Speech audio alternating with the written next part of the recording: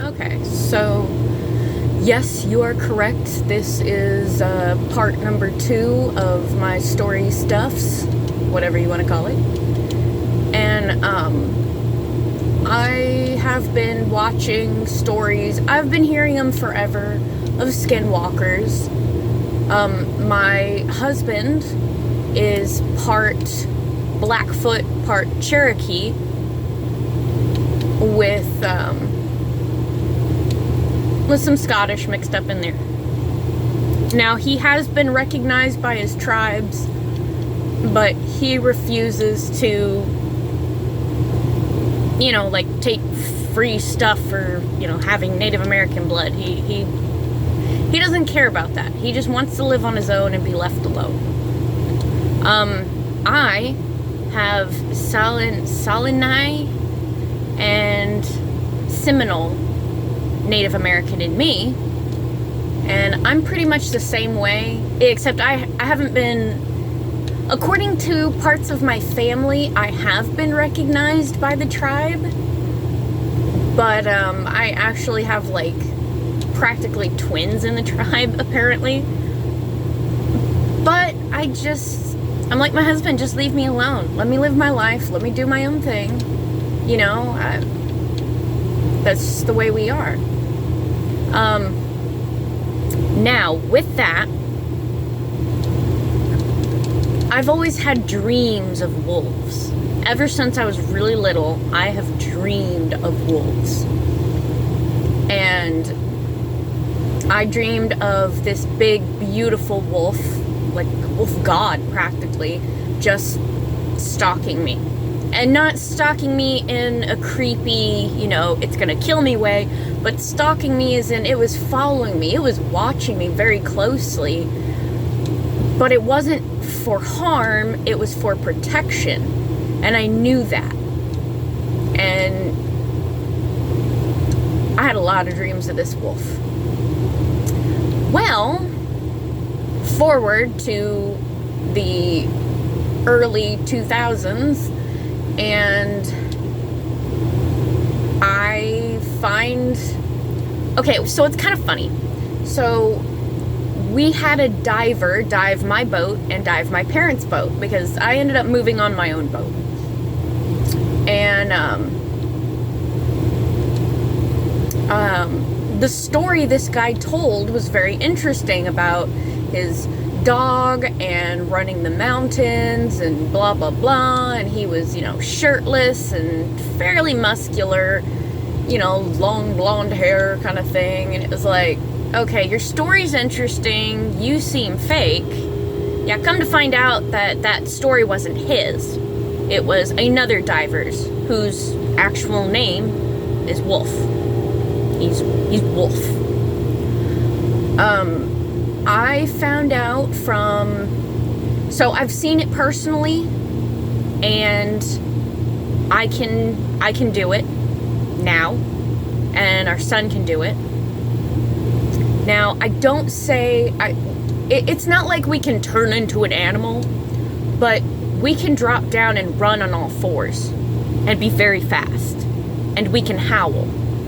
I've been teaching my son how to howl by accident. I haven't been doing it on purpose. And then I decided there's a reason that I want to do that. That's nobody else's concern. So I thought that was kind of interesting. But yeah, so we can drop down to all fours and run fairly quick. My son's a little on the slow side still. He's still trying to figure out his balance. But the second he gets going, he's fast. I mean, he's really fast. Husband and I are much faster, of course. I'm slower than my husband. He can move way faster than I can. I'm also getting fatter now. So, unfortunately, I can't do anything as quickly as I once upon a time could. And my husband is older than me by like a good solid 20 years. So the fact that he can do this stuff much better than I can. Now, the name Wolf is it's pretty interesting because he does not believe that he's, you know, a werewolf or anything like that. He doesn't believe that he can turn into a wolf or anything like that. He says he wishes he could. But I have heard from someone that knew him before I did. There's a lot of people that knew him before I did. But up in the mountains when which that'll be another story for another time. But up in the mountains when he'd run the mountains and stuff, he would do that. He'd run on all fours. He'd howl. He'd sing with the birds and stuff. He faced off against Javelina. Again, another story, another time. And he was an animal. That he ran with coyotes a couple times and would howl with them. And that really arfing creeped out this other person. But they were interested, you know, they thought it was cool. Now, my husband and I and our son do not go out of our way to hurt people for any reason. We are not skinwalkers. We know of the skinwalker legends, tales. We've seen some things. Whether they were skinwalkers or not, we can't say. My husband refused to talk about it, and the things I've seen, it's not my place to talk about because I don't know, you know. I can only say what I've seen. I can't just make assumptions. That's not right of me. So there's that.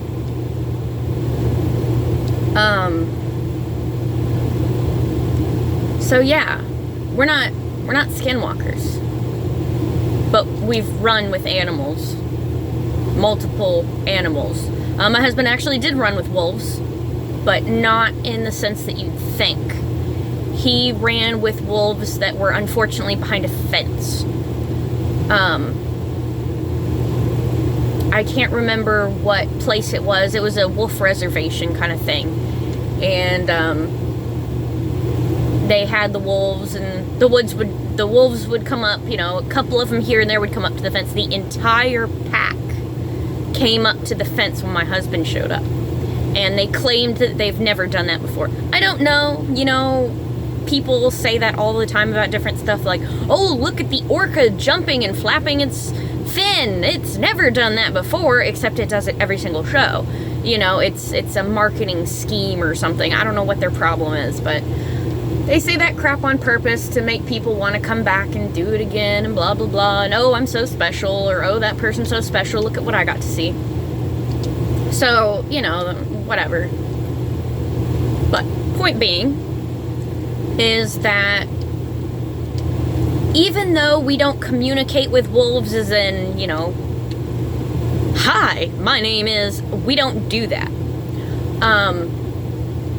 What we do is we get a feeling, you know? It's much more natural. It's like paying attention. It's like paying attention to someone's hand movements or facial expressions. If somebody's getting angry, you can generally tell unless you just have no sense of anything. Unfortunately, I do know a lot of people that even when anger is blatant right out in front of them, they have no fucking clue. They are just flat out stupid. And it's really sad and depressing because that is a part of survival. To survive in any world, animal, human, even plant life, you have to have that sense of what is going on around you. What are the things, animals, people feeling around you? Because you don't know who or what is going to snap and just kill you. So you need to know what's going on. You need to know when you've pushed past the barrier and you are now in I'm gonna die town. Unfortunately, because of the comfort of modern human accommodations and luxury, a lot of people have lost it, and it's really sad. My husband and I have not. Our son has not. We know. We trust our gut feeling. Our gut feeling is always right. My gut feeling has saved my life countless times. There have been so many things, situations, and whatnot that's happened that trusting my gut feeling has saved my life. Here's another little short story. Just, I guess I'll throw two into one for the sake of it. But, I was out in Texas. Another story for another time. And, some things happened. So I had to take the Greyhound from Texas back to California. I was like, okay. Well, I didn't have money to come back. I was stuck in a shelter because of... Okay, so there was a town I lived in. I worked on a horse ranch.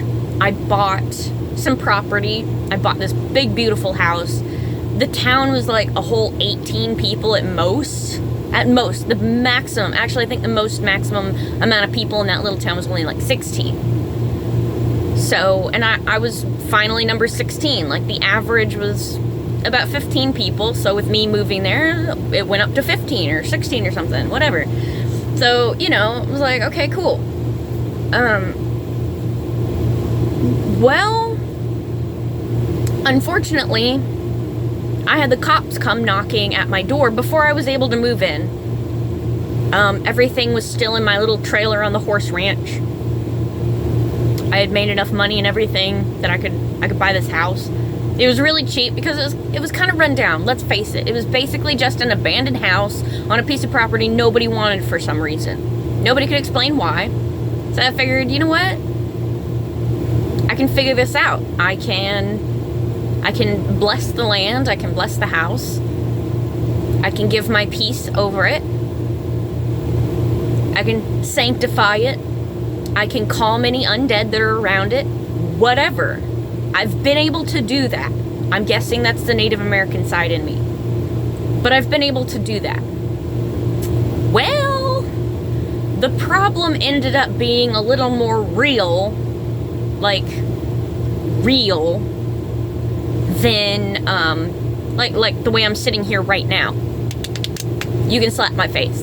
I mean, you can't because you're on the other side of the screen, but I can slap my face, you know? Than just spiritual. They found the realtor that sold me the house. She actually had the paperwork on her for us both to sign and everything. I had already given her all the money and whatnot. She had all the paperwork ready to go. It was my side of the paperwork. And they found her tied up and horrendously stabbed to death in the closet of, I think they said that was the first floor of my brand new house. And you can't really see my hair. My hair changes color, okay? I don't know what it is about me.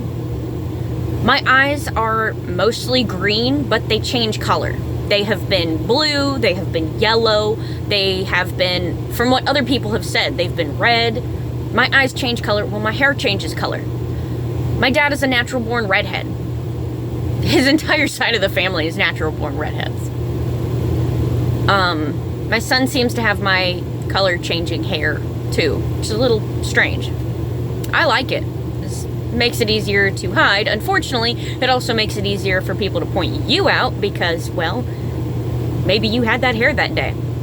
And I'm not talking about dyed hair, and I'm not talking about contacts. I'm talking about this shit naturally changes on its own. I have no control over it. I don't get to decide what color my hair is day to day. I do not get to decide what color my eyes shift to. It does seem to be related to my feelings from what I've observed, but I have no solid evidence, so I don't know. But my hair shifts from red to blonde to brown. I've had it turn black on its own. All different shades of brown and red and black and blonde, and it gets a little annoying sometimes. Oh, I've also had my hair shift to green, like not green as in like grass green, but like that algae green where it's like a yellow green. No reason why, just every once in a while it'll just start shifting to green. My eyes have changed different shades of green, different shades of blue. generally the same color yellow, generally the same color of red. I assume, again, I'm not seeing it when it happens. It's other people that have told me it's happened. Multiple people across the world watching my eyes in that moment. So, weird. And, so they said that somebody saw a redhead leaving the area. Well, I was the only redhead. The only redhead. The only person with color-changing hair that happened to be red at that moment. Maybe it's because I spent a lot of time in the sunlight that time, you know, with being on a horse ranch and stuff. Yeah. Well, I was the only quote-unquote redhead in the area. So I got arrested. I got taken in for questioning. And, there was a whole bunch of stuff going on, you know. Apparently, I knew someone who happened to be in, I don't know, the KKK or something. I don't know. And then, so apparently they were, like, doing drugs out of their apartment with little kids. And apparently they were possibly going to come after me because after I got arrested, and then they assumed I was going to spill the beans. But I didn't know crap, so how can I spill the beans on somebody I didn't know anything about, you know? So they were like, well, we'll put you under protection just in case. I was like, okay. So, but they figured out it wasn't me. It was a guy. Now, my sweater, I had a favorite sweater from the town of Sausalito. My parents got it for me from somewhere in Sausalito. If you know where that is, it's in California. It's beautiful. It's on the north side of the Golden Gate Bridge. Boats and everything. Hint, hint. I'm not just going to outright say it, so figure it out. But, it was my favorite sweater. It was like this dark blue. It was really soft on the inside. It had a nice little hoodie. It had Sausalito with all the nautical type stuff on the front. You know, very, very touristy. Even though we weren't tourists, didn't matter. Yeah, so they found my sweater and it had blood splatters on it. So they had to take it in for analysis. Yeah, it happened to be the realtor's blood. That was fun. And, yeah. There was a guy in town who was mentally disturbed. He didn't actually live in town, I don't think. I don't know. See, I don't know anything about this guy. All I know is he's local crazy that everybody was like, you gotta watch out for this guy. He's crazy. Yeah, so apparently he's the one who killed her. He actually is a redhead. Well, actually, not really. It wasn't that he was a redhead. I think it was more that he was blonde and they just assumed he was a redhead. I don't know. All I know is everybody in this town had really dark hair, really dark eyes. It was a tiny little town. Had a big church for a tiny little town. You know? So, yeah, turned out he did it. Apparently he had stolen stuff out of my trailer while I was working, and he went over there and, yeah, there you go. So that was great. So for my protection, because of course he had to disappear, they put me into a shelter and got me on the Greyhound to go back to California. Now, unfortunately, there were fires and tornadoes ripping across that area of Texas and Oklahoma and everywhere in between. It happened to be that time of year. And so I was supposed to be on the Greyhound like 3 o'clock in the morning. My gut feeling was like, no. Don't. Just wait. Just wait. I was like, okay. Sucks. The lady that was supposed to wake me up at the shelter to get on the bus never came and woke me up. Which I was already awake, so it's not like that mattered. But I listened to my gut, and I didn't get up. I pretended to still be asleep. She never came in. I was like, okay, this is good.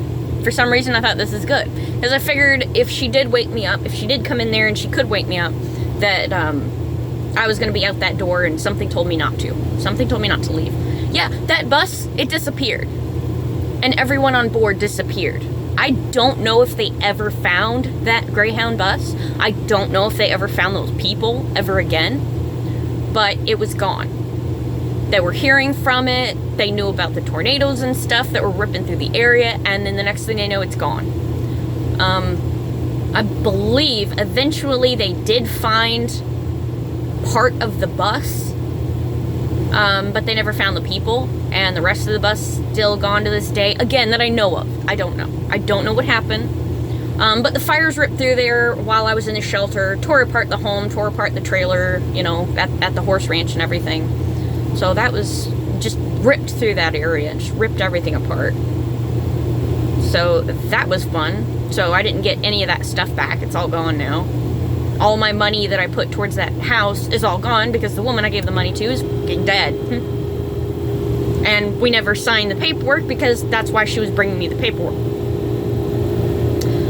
I swear. Make sure you get all your paperwork signed before money passes hands. Or, like, do it at the exact same time because you can't trust anybody. Now, whether, you know, for this, it's not that you can't trust anybody in the fact that, you know, oh, if you give them money, they're not going to bring the paperwork, or if you bring the paperwork, they're not going to bring you money. I'm talking about you can't trust people in the fact that somebody else might come up and kill one of you, and then you're both shit out of luck.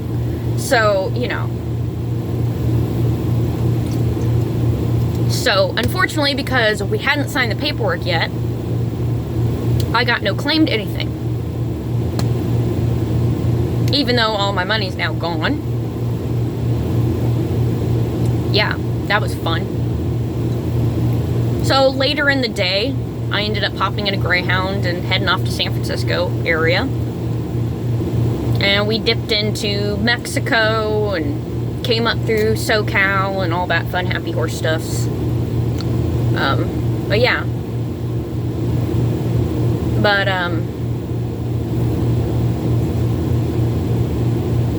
it was a lot of interestingness. I can't say fun. I can't say fun. I cannot say that was fun. That was not fun. Now, living and dealing on a horse ranch where we did, like, trail rides and stuff, and I got to train with a couple of the horses, which was a lot of fun. I nearly got my shoulder bitten off by another horse. I think she was jealous because I was the only female that worked on the ranch. So I think she was a little jealous. She didn't want me to have, like, all the guys or all the geldings or whatever. I didn't care, you know. I was happy being on my own there. I was happy. I was getting everything together on my own, to be on my own again, and it gets shot down. Well, I should say it gets stabbed down. Yeah, that was fun. Fun. Quote unquote fun. In case you didn't see my air quotes. Quote unquote fun. Yeah. So back around to the beginning of this video. The husband and I and our son, we're not skinwalkers. You know, we don't wear the pelt of any animal. Besides whatever in the fluff this crap is made out of, which is probably some synthetic fake crap material. But, you know, you go with what you can. You go with, you know, when you're trying to save money, you don't worry too much about clothes. Because, let's face it, clothes really, for us, clothes are not that important. You know, we don't need to have designer crap. We don't need to have a multi-million-dollar wardrobe. You know, we share shirts, for God's sakes. Because we pretty much wear the same damn size. We used to wear the same pants. We used to share pants. Unfortunately, I've gained weight. My butt is bigger now, and I have to buy bigger pants than he can wear. So that kind of sucks. But yeah, we generally share clothes. We have our own shoes. We have our own undies. You know, so that's not, we don't cross that line. You know, we have our own shoes. We have our own undies. But we have the same pair of shoes. I've had the exact same pair of shoes for 11 years now. It's my favorite pair. I love it. They are original steel-toed boots, which you can no longer buy or own in the United States anymore. Now it's all composite toe, which they pass off as steel toe, but they're not. They're composite, which I don't like. Now, the steel toe, I know there's a reason behind it because they've had things fall on people's feet, yada yada, and it's literally cut the front half of their foot off. So that's why they stopped doing steel toe. It was too dangerous. I love it. I love my steel toes. They're amazing. My husband has gotten new shoes on and off, but he does a lot more running around in his shoes. When we're around other people, you know, other humans and stuff, we tend to be like normal people. We try to make ourselves as inconspicuous as possible, as normal as possible. We don't want to seem very different. We don't want to be targeted.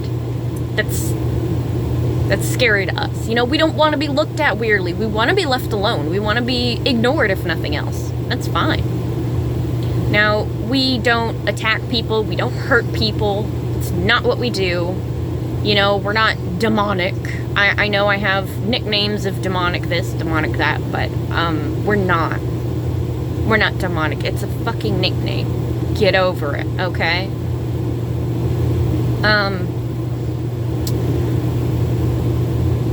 Our religion has nothing to do with you. It should not decide how you view us.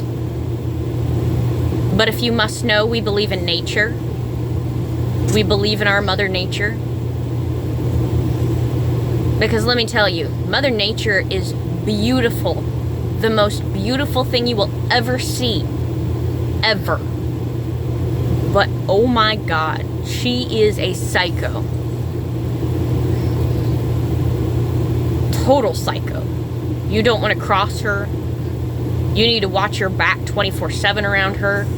Because if she decides it's your time, she will do anything to take you out. She's a beautiful psycho. I mean, there's no other way to put it. So yeah.